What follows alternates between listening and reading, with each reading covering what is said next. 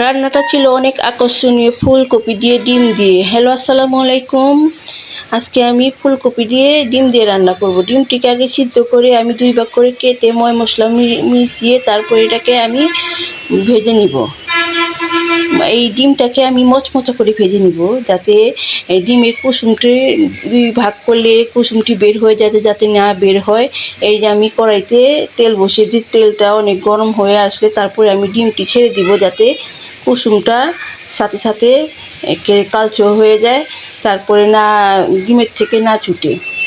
তারপরে আমি এটাকে মচমচা করে ডিমগুলোকে ভেজে নিব। এই মচমচা করে ডিমগুলোকে ভেজে নিলে তরকারিটা খুব মজা লাগে আর খুব সুন্দর, কালারটা সুন্দর হয়।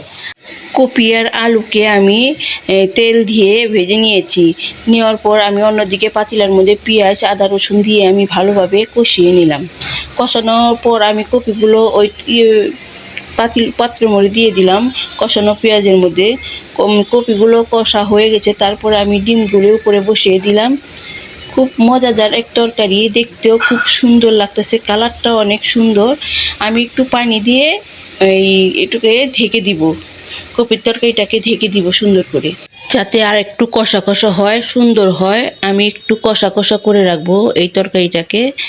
তারপর আমি এইটাকে একটু পানি দিয়ে আর একটু ভালোভাবে আমি কষিয়ে নিব। কপিগুলো একটু সিদ্ধ করা, একটু ভালোভাবে না সিদ্ধ হলে ভালো লাগবে না। আর এখন তো শীতের সিজন, কপি সিজন এখন অনেক।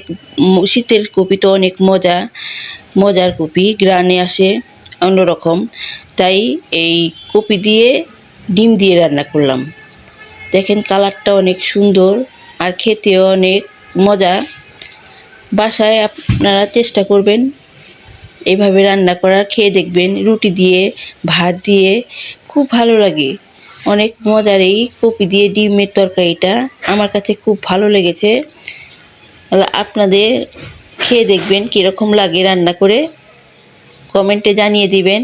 আর এই ডিম দিয়ে কপি দিয়ে আগে এভাবে কোনো রকম খাইনি, অন্যরকম করে খেয়েছি।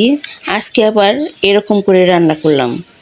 দেখতেও খুব ভালো লাগতেছে রান্নাটা, খেতেও মজা হবে। আল্লাহ হাফেজ।